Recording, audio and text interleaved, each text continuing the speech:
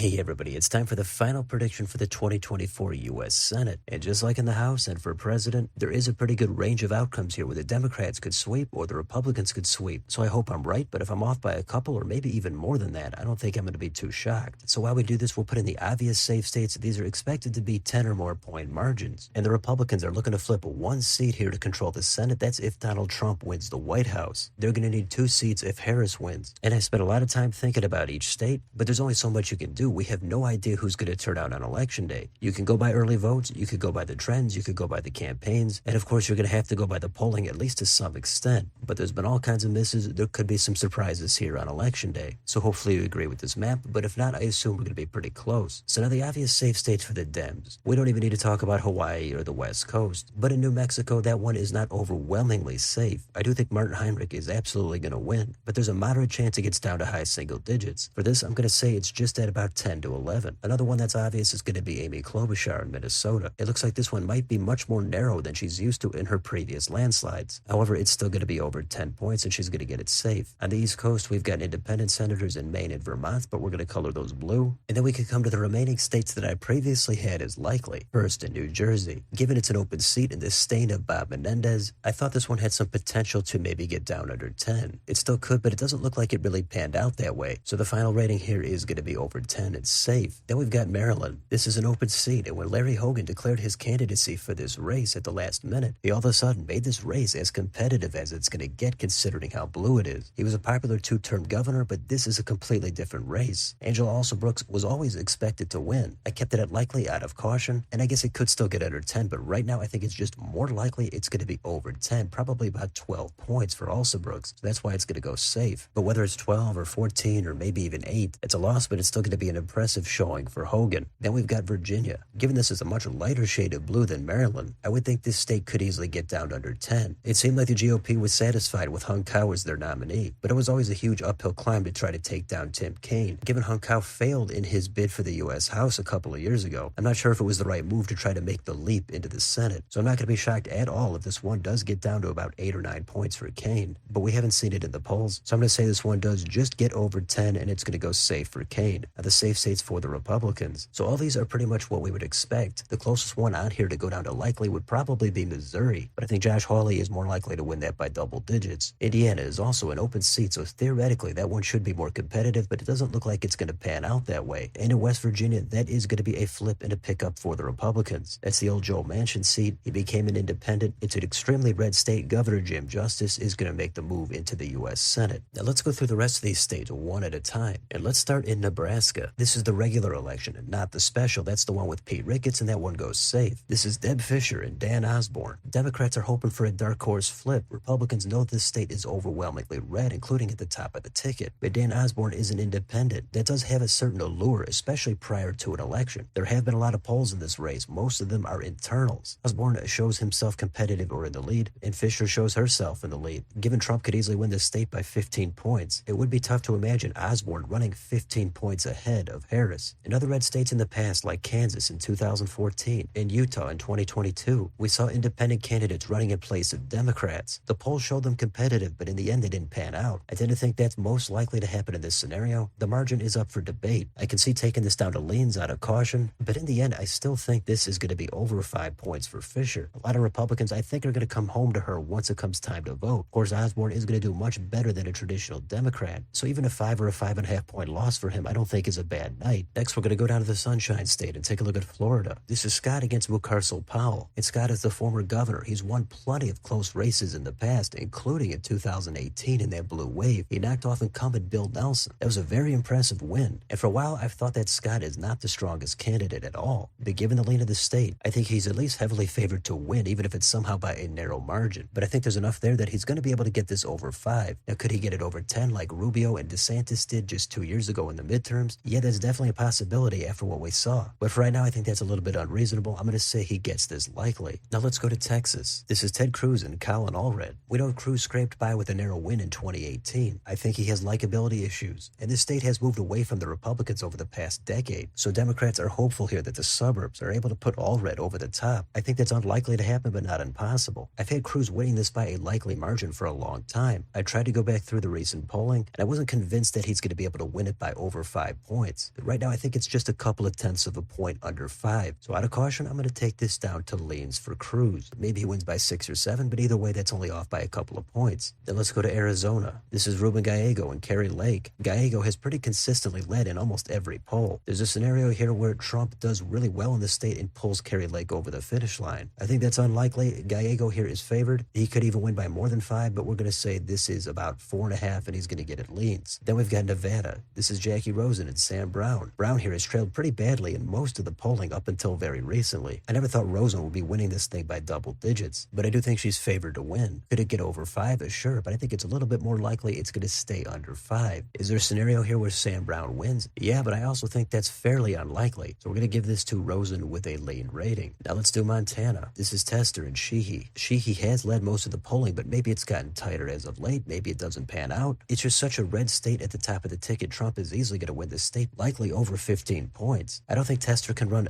that far ahead of Harris. He's won in favorable environments in the past. You can never really count him out, but this might be a little bit too far for Tester. So I do think Sheehy is favored. Now, could it get over 5? Yeah, I think it could, but my confidence level is putting this just under 5, so it's going to go leans. That's also going to be another flip and a pickup for the Republicans. That gives them 51 seats. Next, we've got the blue wall Rust Belt states, Wisconsin, Michigan, and Pennsylvania. Of these three, Michigan is the only open seat, and I kind of group all three of these together. From my perspective, Democrats have always been favored in these 3 seats the entire year, but there is a scenario where all 3 of them are vulnerable. All that has to happen is the polling has to be off by 1 or 2 points. Trump overperforms at the top of the ticket and pulls any one of these 3 over the finish line. So none of these 3 should feel comfortable. And I actually am surprised how narrow the polling has gotten in Wisconsin between Baldwin and Hovde, and in Pennsylvania with Casey and McCormick. Those 2 I thought might win by mid-single digits up until a couple of months ago. Now it looks like all 3 of these are going to be in low single digits, but I still think they're all going to be lean blue. Again, not at all impossible. One of these 3 can flip if Trump has a good night and pulls one of them over the edge. But for now, we've got the Democrats holding all 3 of these. And finally, we've come to Ohio. And this is easily the state I spent the most time on, and it gave me the biggest problem. I went back and forth on it probably 4 or 5 times. But either way, at this point, Republicans already do have 51 seats, so technically that is a majority. Anything beyond this is just going to be a cushion in case someone like Lisa Murkowski or Susan Collins decides to become an independent. But we've got Sherrod Brown, we've got Bernie Moreno. Moreno, not the strongest candidate. Sherrod Brown, he's going for his 4th term. He's been in there a while. He's won in the past in favorable environments. He does have the gravelly voice. He does have more of a connection with working class voters. I think that's going to be more so on economics. Moreno's going to connect more on cultural issues. For this, I think you could literally just flip a coin. However, if you wanted to make a case either way, I think you could do it. If you think Sherrod Brown is going to pull this off by 1, 2, maybe 3 or more points, you're going to say Moreno is out of touch. He's just a used car salesman, and he doesn't really have any kind of a connection with Ohio voters. Plus, Brown is going to get a significant amount of crossover vote from Trump voters. Now, if you think Moreno is going to pull it off, then you're going to say Trump has been underestimated in this state at the top of the ticket in the past 2 elections. He might even win the state by 10 points this time. There's no way Brown can get that much crossover vote. Plus, Brown's previous wins were in favorable environments, and certain issues like the migrant crisis are going to be especially important in this state. The polling has finally narrowed up, and it's been back and forth as of late. We haven't really gotten much, though, in the final few days. So is incumbency, trust, populist economics, and abortion going to put Sherrod Brown over the top? Or is Trump's cultural appeal, immigration, the border, and inflation going to put Moreno over the top? I really don't even want to make a call on this one because whatever actually happens is going to seem like it's so obvious after the fact. I would not bet a single dollar on this race, but eventually, after going back and forth multiple times, the eventual tilt rating that I settled on is going to go in the direction of